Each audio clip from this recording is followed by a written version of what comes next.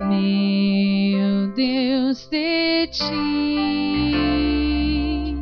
ainda que seja dor que me una a ti,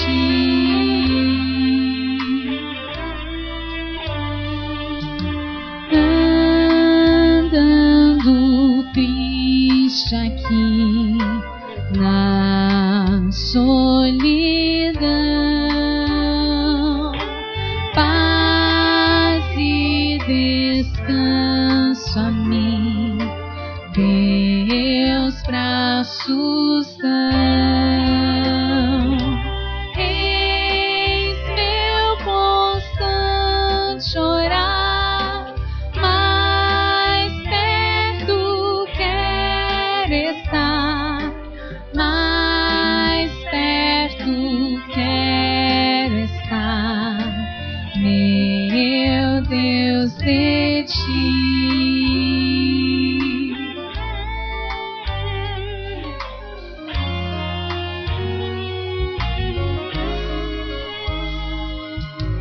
Minha alma cantará a ti, Senhor,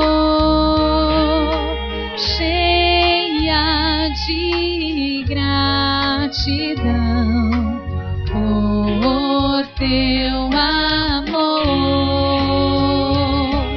Eis meu constante orar, mais perto quero estar, mais perto quero estar, meu Deus, de ti.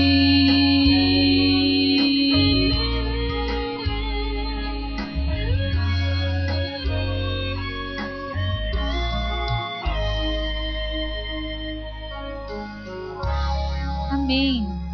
Vamos mais uma vez?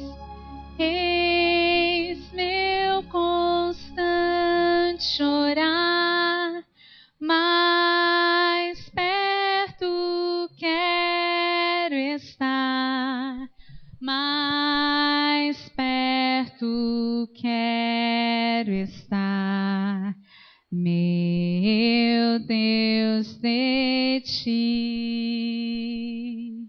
Amém.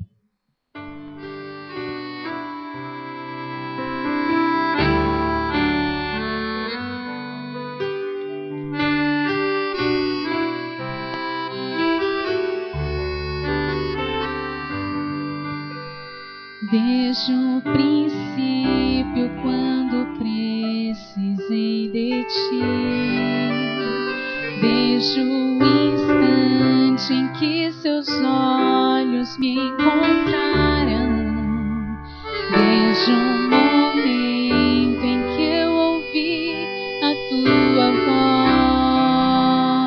voz, desde o dia em que eu ouvi chorar por mim, soube que me amavas, entendi,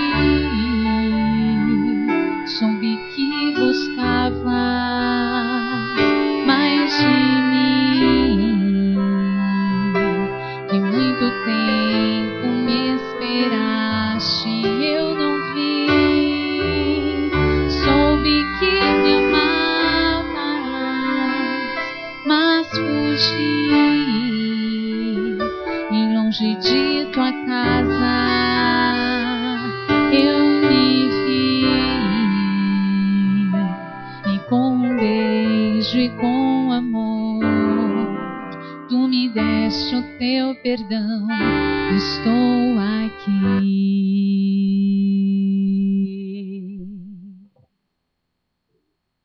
Eu vou cantar de novo então, eu acho. Tecnologia acontece dessas coisas, né, gente? A música parou, ainda estava no começo. Se tivesse no finalzinho, eu ia encerrar de onde parou. Mas ainda tinha mais metade da música, então eu vou começar de novo.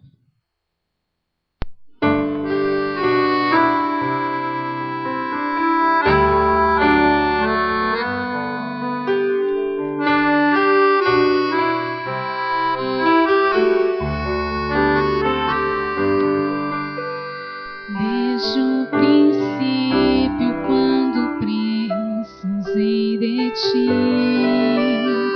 desde o instante em que seus olhos me encontraram, desde o momento em que eu ouvi a tua voz,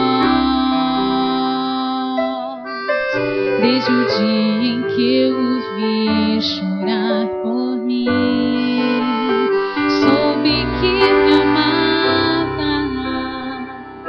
entendi, soube que buscavas mais de mim, que muito tempo me esperaste, eu não vi, soube que me amavas, mas fugi, e longe de tua casa eu me vi, e com um beijo e com amor tu me deste o teu perdão, estou aqui.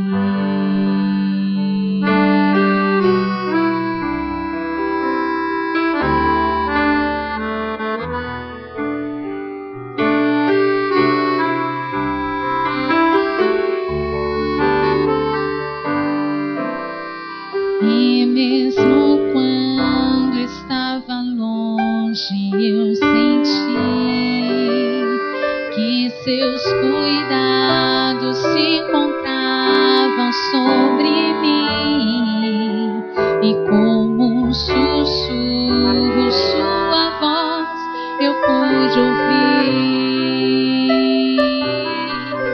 cada dia me atraindo mais a ti. Soube que me amavas, entendi, soube que buscavas mais de mim, que muito tempo me esperaste, eu não vi, soube que me amavas, mas fugi, e longe de tua casa eu me vi,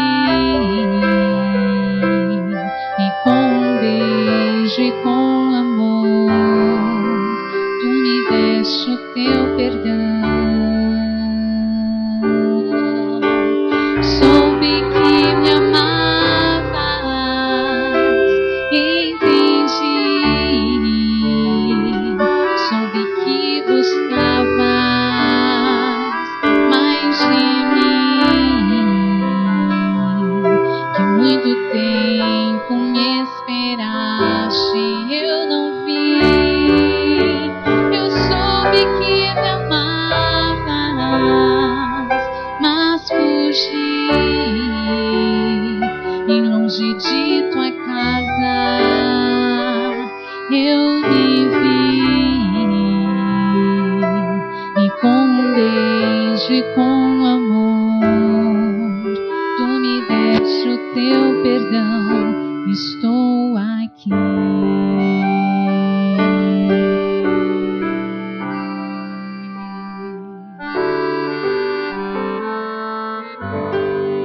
Amém. Quando foi criado o plano da redenção? O plano da nossa salvação sempre existiu. Muito antes da inveja aparecer no coração de Lúcifer, Deus já tinha um plano traçado para nos resgatar. Algumas pessoas perguntam para mim e para o Kleber como é a nossa rotina, porque nós trabalhamos somente com a música há mais de 7 anos, e por isso nós viajamos uns 9 meses por ano. E quando nós estamos em viagem, cada noite nós cantamos em uma igreja diferente, e dormimos em lugares diferentes, comemos em lugares diferentes, e quando nós contamos um pouco das nossas histórias, algumas pessoas comentam que para conseguir fazer esse trabalho, nós não podemos nos apegar muito à nossa casa. E realmente a gente sente bastante saudade de casa. Jesus, quando veio à Terra, ele poderia sentir saudade do céu, que era a sua casa. Mas Jesus amava tanto as pessoas que viviam aqui, e ele já amava tanto cada um de nós que ainda iríamos nascer, que no coração de Jesus não tinha lugar para saudade, só tinha lugar para amor. Eu admiro muito professores de 1ª a 4ª série que ensinam as coisas básicas de português, de matemática, e eu imagino que deve ser frustrante quando um professor ensina uma coisa muito simples e o aluno não entende. Os discípulos também não entendiam uma coisa muito simples como o plano da salvação. E Jesus poderia ficar frustrado com eles. Mas Jesus amava tanto aqueles homens que não tinha lugar para frustração, só tinha lugar para amor. Pilatos entregou Jesus às pessoas com medo de perder o seu poder, com medo de perder a sua vida. E Jesus, conhecendo Pilatos, poderia ficar decepcionado com ele, porque Pilatos sabia que Jesus era um homem bom. Mas Jesus amava tanto Pilatos que não tinha lugar para decepção, só para amor. Então Jesus fez o que ele veio fazer. Ele deu a sua vida por nós, pecadores. Por nós que somos mentirosos, por nós que somos mesquinhos, que não queremos compromisso com ele. Foi por nós que ele morreu. E ele fez isso somente por amor. Somente para nos ter no céu com ele. E nós vamos amá-lo de volta? Verdadeiramente amá-lo de volta? Porque é tão fácil você dizer que ama a Deus, você exigir as bênçãos para si, o céu para si, mas cobrar os compromissos e a entrega das outras pessoas. Mas que nós possamos nos entregar verdadeiramente, para mostrarmos para as outras pessoas que nós temos um rei que morreu por nós. E que nós possamos mostrar, principalmente para Jesus, que esse sacrifício não foi em vão. Amém? Esse próximo hino que eu vou cantar é um hino bem conhecido de todos nós. Gostaria que vocês cantassem junto comigo, para nós vermos como nós vamos contar para as pessoas que o nosso Jesus, o nosso Redentor, veio dar a sua vida por cada um de nós.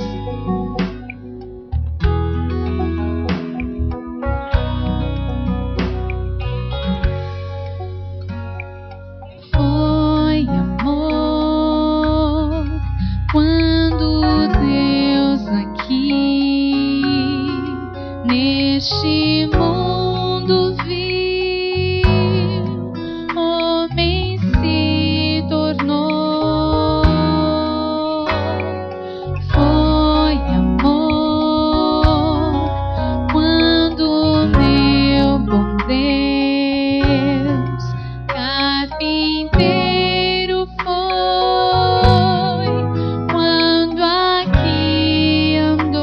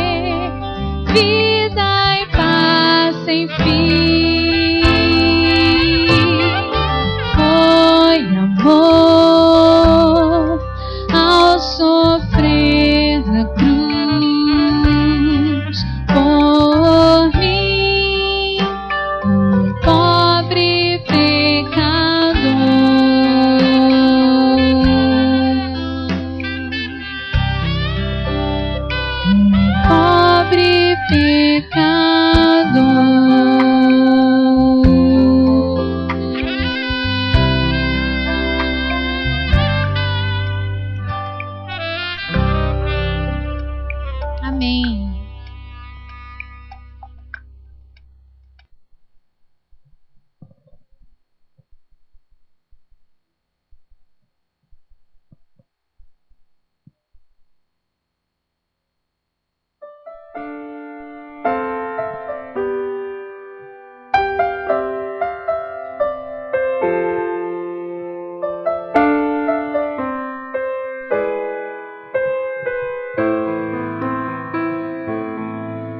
El Shaddai, El Shaddai, Elyon Adonai, imutável Deus de paz, o seu nome tem poder. El Shaddai, El Shaddai, Elcana Adonai, exaltai o nome seu. El Shaddai, Deus de paz e compaixão, salvou o filho de Abraão.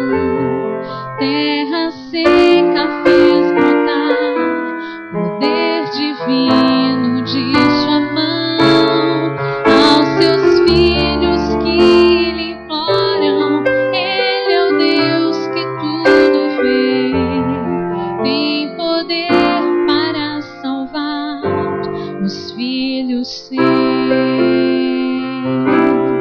El Shaddai, El Shaddai, Elyon Adonai, imutável Deus de paz, o seu nome tem poder. El Shaddai, El Shaddai, Elcana Adonai, exaltai o nome seu. El Shaddai,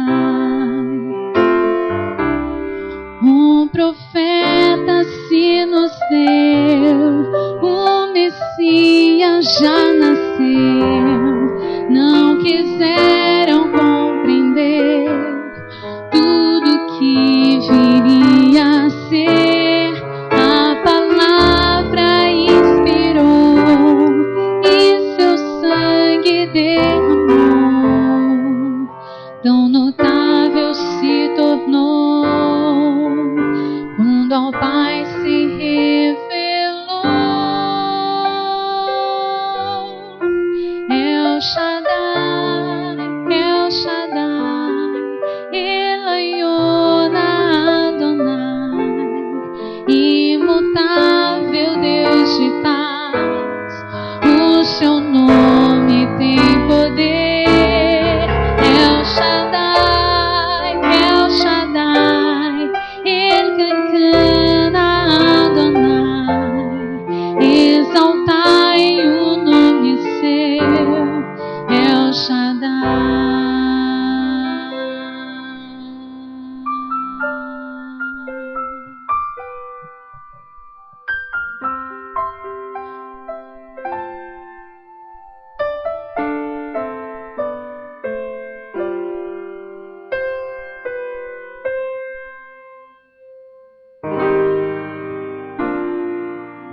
Amém. Abram suas Bíblias em Êxodo, no capítulo 3, e nós vamos ler a partir do verso 10. Êxodo, capítulo 3,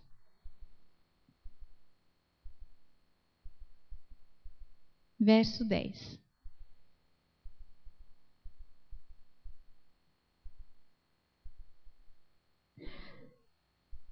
Deus apareceu para Moisés e falou para ele que ele era o escolhido para tirar o povo de Israel do Egito. E Deus diz que nunca tinha se esquecido do seu povo, que há tanto tempo estava esperando sair do Egito. Então vem o verso 10, que diz assim, Êxodo capítulo 3, verso 10. Vem agora, pois, e eu te enviarei a Faraó, para que tires o meu povo do Egito. Então Moisés disse a Deus: Quem sou eu que vá a Faraó e tire do Egito os filhos de Israel? E disse: Certamente eu serei contigo. Avancem um pouquinho agora para o capítulo 14, verso 13. Êxodo 14, verso 13. Nesse ponto da história, o povo já saiu do Egito, eles estão acampados ao lado do Mar Vermelho, e eles percebem que Faraó está os perseguindo, e eles começam então a reclamar com Moisés, perguntando que se era para morrer, então por que eles tinham saído do Egito? Por que não morria ali mesmo, no Egito mesmo? Por que tirou do Egito para morrer no deserto? Então vem o verso 13, capítulo 14, verso 13. Moisés, porém, disse ao povo: Não temais, estai quietos, e vede o livramento do Senhor que hoje vos fará. Porque aos egípcios que hoje vistes, nunca mais os tornareis a ver. O Senhor pelejará por vós, e vós vos calareis. Amém? Moisés era um homem comum. Era um homem temente a Deus, mas era um homem comum. E Deus falou para Moisés que ele era o escolhido para fazer uma coisa que há muito tempo o povo de Deus esperava. E Moisés, durante o capítulo 3 inteiro, ele fica argumentando com Deus. Ele fica dando motivos para ele não fazer o que Deus estava mandando ele fazer. E tudo que Moisés falava, todos os problemas que Moisés expunha, Deus já vinha com uma solução. Então Moisés fez o que ele fez o que Deus tinha mandado ele fazer. E quando aconteceu o episódio do capítulo 14, todo o povo ficou desesperado, menos Moisés. Moisés já era uma pessoa diferente. Ele sabia que se Deus estava colocando aquela situação, se Deus estava permitindo aquela situação, ele já vinha com uma solução. Ele tinha um propósito e ele já vinha com a solução do problema. Ele não teria realmente tirado o povo de Israel do Egito para deixar todos eles morrerem ali no deserto. E ele confiava em Deus. E ele era um exemplo para as pessoas. As pessoas viam como ele exemplo de comunhão com Deus, de amizade com Deus. E todo mundo respeitava Moisés por isso. Quando o Kleber e eu nos casamos, nós viajamos por 15 dias aqui para o Rio Grande do Sul. Cantamos em algumas cidades de Santa Catarina e fizemos uma turnezinha de 15 dias. E quando nós estávamos viajando, nós tivemos muitos problemas. Nós tivemos tantos problemas. O nosso carro era tão velho e tinha tantos problemas. E acontecia problemas em casa, a gente estava longe, acontecia problemas na viagem, a gente não sabia como resolver. Mas graças a Deus nós conseguimos cumprir todos os nossos cultos e voltamos para casa, chegamos em casa, né? E mesmo com esses problemas, com esses problemas, nós aprendemos a confiar mais em Deus. Nós vimos que o que era impossível, que era o carro sobreviver a essa viagem, aconteceu. E nós então passamos a confiar mais em Deus. E eu então decidi, o Kleber e eu decidimos, largar os nossos afazeres e nos dedicar somente à música. E nós ficamos com bastante medo a princípio, mas Deus foi nos dando força, Deus foi nos capacitando, nos dando confiança para nós conseguirmos fazer esse trabalho. Nós já estamos há mais de 7 anos trabalhando somente com a música e os problemas não diminuíram. Os problemas às vezes são os mesmos, às vezes é com o carro, às vezes é outro problema, mas eles não diminuíram. Mas nós sabemos que se Deus permite que alguma coisa aconteça, Ele tem um propósito. Eu não cobro entender esse propósito. Um dia, se Ele quiser, Ele me revela. Mas eu tenho certeza que é para o nosso melhor. E que alguma solução Ele vai ter. Quando você percebe que Deus dedica todo o tempo dele para te cercar de amor, de cuidado, a sua vida muda. Mesmo com os problemas, você dorme bem, você trabalha bem, você se alimenta bem. E as pessoas olham para você e vê que você, mesmo com um monte de problema, você está bem. E pergunta, mas como você consegue estar feliz? Como você consegue se alimentar com um problemão desse? Elas não conseguem entender a confiança que você tem em Deus. Experimente uma vida assim. Uma vida de total entrega. Uma vida de total confiança. Os problemas não vão diminuir. Às vezes podem até aumentar. Mas a diferença é que enquanto todas as outras pessoas estiverem desesperadas, tentando resolver os problemas por conta própria, nós estaremos tranquilos, descansando nos braços do nosso Senhor. Amém?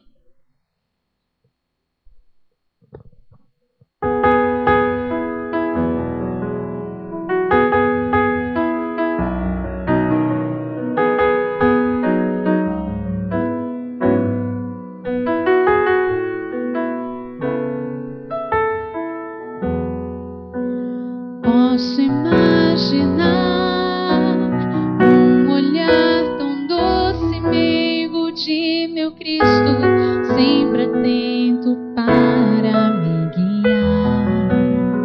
Posso até sentir uma mão tocar meu rosto, me cuidando, e assim fico a pensar: como pode alguém negar um amor tão grande que Jesus lhe oferece sem limites? Fico a pensar: não mereço esse amor, mas não posso rejeitar tão grandiosa graça. Minha vida eu entrego a ti, eu confio em ti, eu descanso em ti.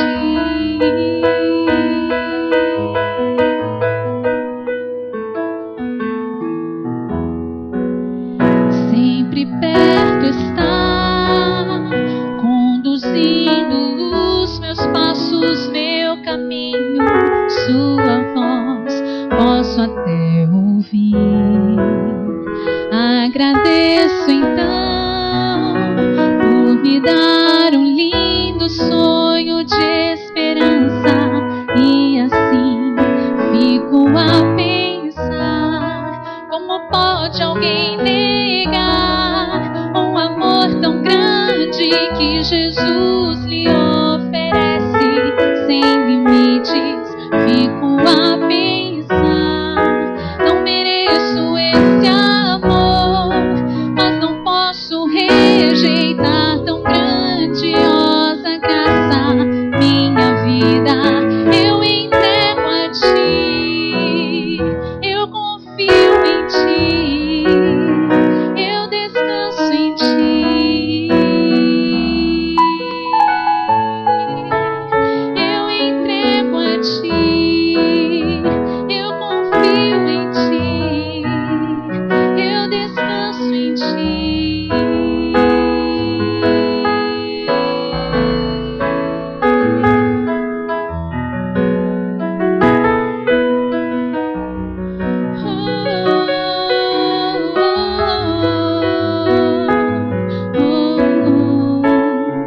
Fico a pensar: como pode alguém negar um amor tão grande que Jesus lhe oferece sem limites?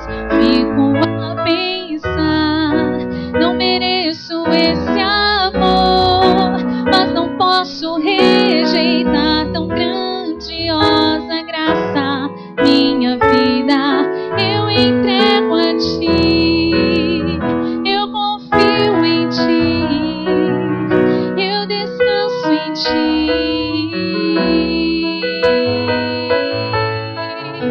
Eu entrego a ti, eu confio em ti, eu descanso em ti.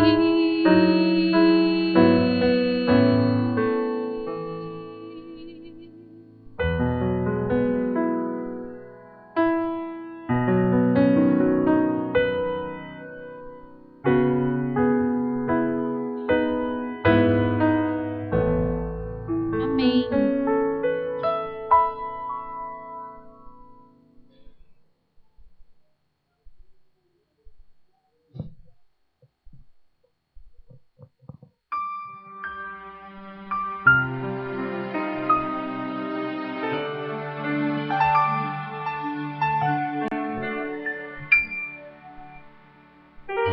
Jesus, meu guia é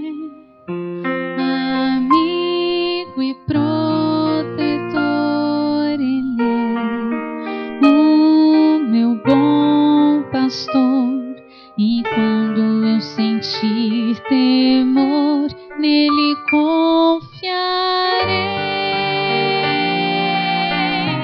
Nele confiarei.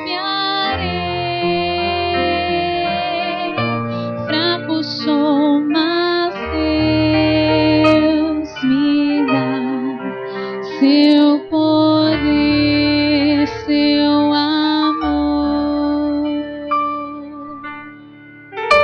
Jesus, meu guia, é amigo e protetor. Ele é o meu bom pastor, e quando eu sentir temor, nele confiarei.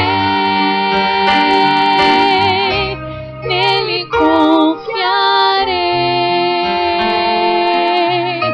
Fraco sou, mas Deus me dá seu poder, seu amor. Nele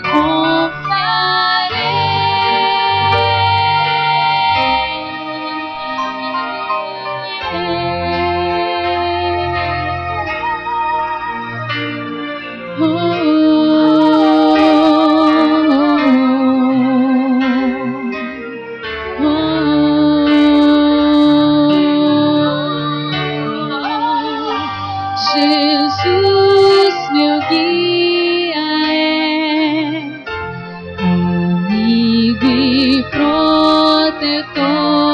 Ele é o meu bom pastor, e quando eu sentir temor, nele confiarei. Nele confiarei. Fraco sou, mas Deus me dá seu poder, seu amor. Jesus, meu guia, é amigo e protetor. Ele é o meu bom pastor, e quando eu sentir temor, nele confiarei.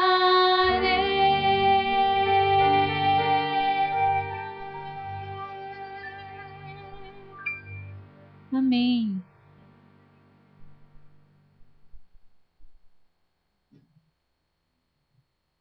Quando eu era criança, eu morava em Piracicaba e minha família morava todo mundo junto num apartamento. Moravam meus avós, minha tia, meus pais, minhas irmãs, nossa ajudante. Éramos em quase 10 pessoas. E se uma pessoa quisesse mudar de casa, ela tinha que procurar uma casa bem grande, porque todo mundo ia junto, não tinha jeito. E numa sexta-feira de manhã, minha irmã Júlia e eu fomos à escola, e quando nós voltamos, nós vimos que a casa estava cheia de pessoas de fora. Irmãos da igreja, familiares. E eu tinha 9 anos, a Júlia tinha 11. E casa cheia para criança é festa, né? Nós fomos correndo cumprimentar os tios, os primos, perguntando aniversário de quem que era, surpresa para quem que era. E nós percebemos que o clima ali não era de festa. Algumas pessoas estavam cochichando, algumas apontavam para a gente, nos olhavam de um jeito estranho, algumas até choravam. Nós chegávamos perto, todas elas se afastavam. Não tinha ninguém ali de casa, estava todo mundo trabalhando. Meu pai tinha um restaurante. E como era a hora do almoço, estava todo mundo no restaurante trabalhando. E nós ficamos em casa esperando alguém chegar. E alguns minutinhos depois, meu pai chegou. Ele nos levou até o nosso quarto e nos contou que ele tinha recebido um telefonema da escola adventista, que era onde a Júlia e eu estudávamos, e contaram que tinham escutado numa rádio que a minha mãe tinha sofrido um acidente de carro. O meu pai, então, foi até o local do acidente, foi com a nossa mãe na ambulância até o hospital, mas ela acabou não resistindo e faleceu antes mesmo de chegar. Quando ele contou isso pra gente, na hora eu senti um frio na barriga. Eu me lembrei que 2 semanas antes disso acontecer, eu tinha sido atropelada. E meu pai me levou correndo ao hospital. Lá, o médico não deixou meu pai entrar comigo no quarto ali onde eu ia receber os primeiros socorros. O médico falou que pelo meu estado, ninguém da família, nem mesmo a mãe, poderia entrar. O meu pai então ligou para minha mãe apressando, porque em casa a minha mãe era um pouquinho mais brava que o meu pai. E o meu pai não conseguia resolver, ele pedia ajuda para minha mãe e a minha mãe resolvia para ele. E ele sabia que ela ia dar um jeito de ficar ali comigo. E alguns minutinhos depois, eu escutei a voz dela na recepção e quando eu olhei na porta do quarto, ela já estava entrando. E ela entrou no quarto chorando bem baixinho e ela chegou bem perto de mim e falou: filha, isso nunca mais vai acontecer, porque eu sempre vou ficar do seu lado. Eu sabia que ela não ia ficar comigo o tempo todo, mas ela me passou tanta segurança que eu até esqueci da dor que eu estava sentindo. E eu pensei, a minha mãe vai ficar comigo até eu morrer. Foi isso que eu entendi. Eu nunca tinha imaginado que ela fosse morrer antes de mim. Nunca. Mas 15 dias depois dela reforçar isso, que ela sempre estaria comigo, ela morreu. E o frio na barriga que eu senti foi por pensar que Deus tinha quebrado a promessa da minha mãe. Eu achava que aquela conversa do hospital era uma conversa entre nós duas somente. Eu achava que Deus não fazia parte daquilo. E que Ele tinha, então, interferido na nossa conversa. E eu não achei aquilo certo, porque a minha mãe tinha 30 anos. A minha mãe cantava sempre na igreja, era uma pessoa boa. À noite nós fomos ao velório, passamos a noite toda lá. No sábado pela manhã, a minha igreja ficou vazia, todos os membros foram conosco ao enterro. Nós voltamos para casa perto da hora do almoço do sábado, mas ninguém queria almoçar, ninguém queria conversar, foi cada um para o seu quarto. Eu fiquei ali na sala sozinha e comecei a assistir a fita do meu batismo. Eu me batizei com a Júlia 4 meses antes da nossa mãe falecer. E a nossa mãe cantou para a gente enquanto nós estávamos no tanque. Mas o tanque batismal da minha igreja aqui, é bem alto. E eu era bem baixinha, então eu não conseguia enxergar a minha mãe cantando. Eu só escutava a voz dela e via a igreja toda que é bem comprida. Enquanto a minha mãe cantava, eu via que muitas pessoas na igreja estavam chorando. 4 meses antes do nosso batismo, 8 meses antes da minha mãe falecer, a minha irmãzinha havia falecido. Eu tinha uma irmãzinha chamada Sofia. Ela faleceu com 2 aninhos de pneumonia. E a minha mãe sempre se sentiu culpada por não ter percebido que era alguma coisa mais séria e por não ter levado antes ao hospital. Desde a morte da Sofia, a minha mãe não cantava. E no nosso batismo ela fez uma surpresa para todo mundo. Nem meu pai sabia que ela ia cantar. E quando ela cantou, todo mundo ficou feliz, emocionado por ver que ela sentia vontade de louvar a Deus novamente. Na fita eu pude ver que enquanto todo mundo chorava, a minha mãe cantava sorrindo.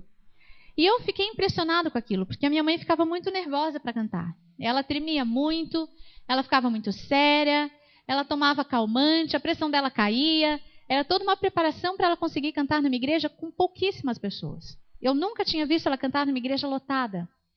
E naquela ocasião, umas 30 crianças se batizaram, até meu marido se batizou com a gente.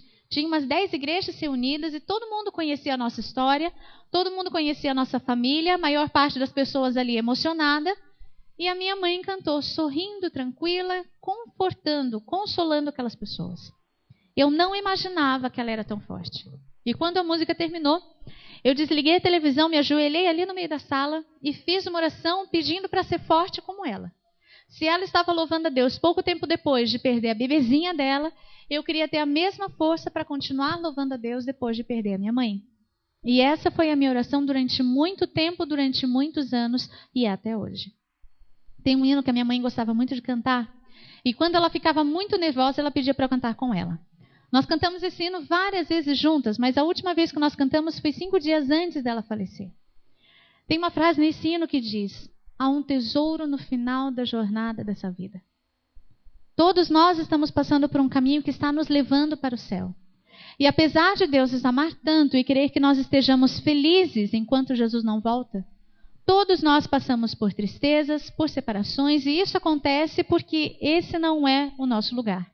Mas nós precisamos saber que o nosso lugar já está chegando. Jesus está no final do caminho nos esperando. Mas se nós pedirmos, Ele vai ficar ao nosso lado. Se nós cairmos, Ele vai nos levantar.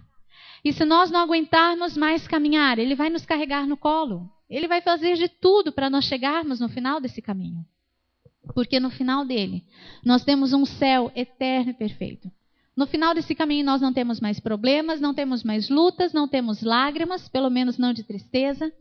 Nós estaremos com todos os nossos queridos que já se foram. e estaremos eternamente com o nosso verdadeiro tesouro, que é Jesus. Amém?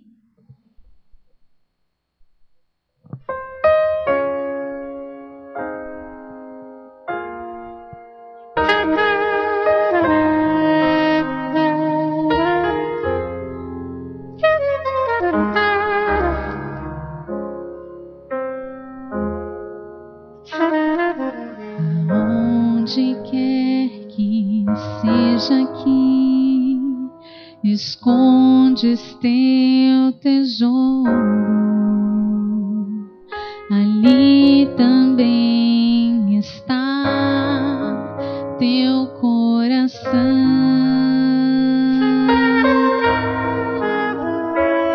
Se aqui na terra o esconderes, ladrões podem roubá-lo, ou podes escondê-lo lá no céu. Há um tesouro no final da jornada dessa vida. Ele é a razão do meu viver.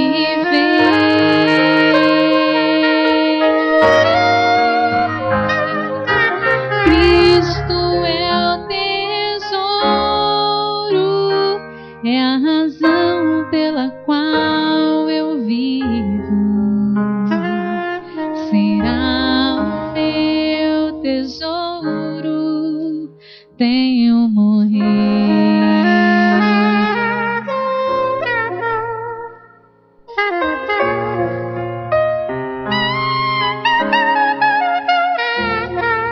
Se pensas hoje onde vais, ou qual será o caminho, existe um mapa para todos nós.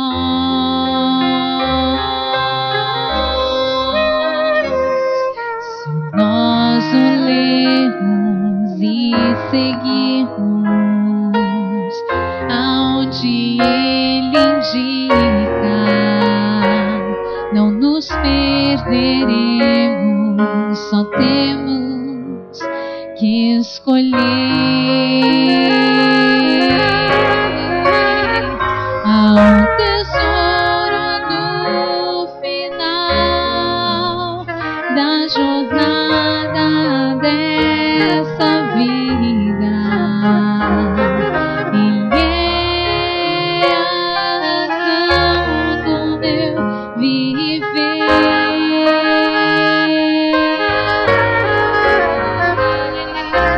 Cristo é o tesouro, é a razão pela qual eu vivo.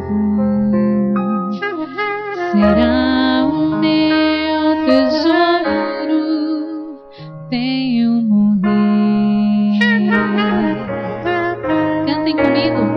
Há um tesouro no final da jornada dessa vida.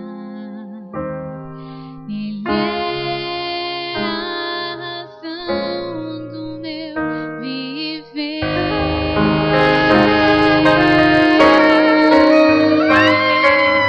Cristo é o tesouro, ele é a razão pela qual eu vivo. Será o meu tesouro, tenho morrer.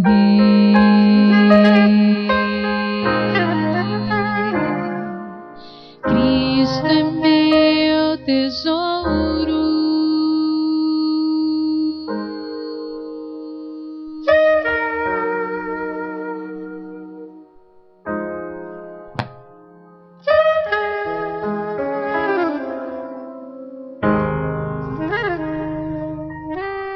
Amém.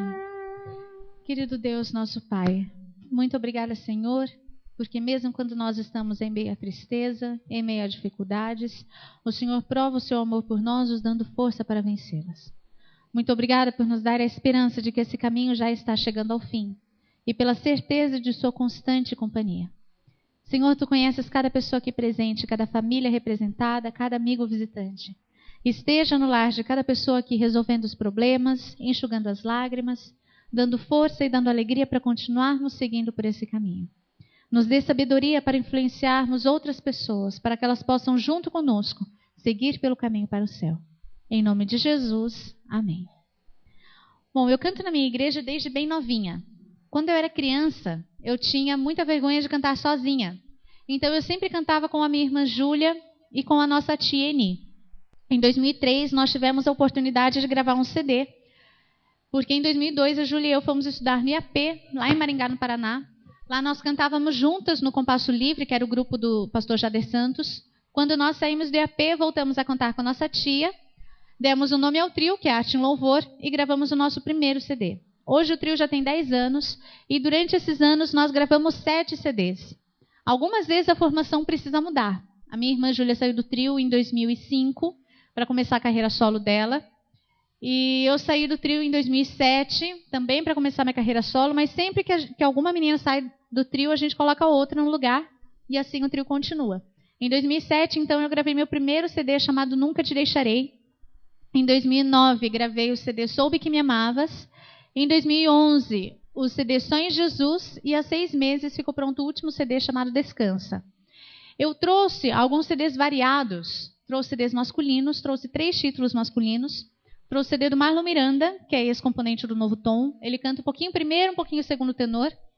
Eu trouxe o CD do André Vaz, ele é segundo tenor, um pouquinho mais para barítono. E trouxe um barítono convicto, né, que é de São Paulo, o Douglas Figueiredo. Eu trouxe um CD infantil de um grupo lá do IASP chamado Louvor Kids. É um grupo composto por 20 crianças e é um CD que pode ser aproveitado por uma criança que quiser cantar sozinha ou pelo grupinho ou coralzinho da igreja também.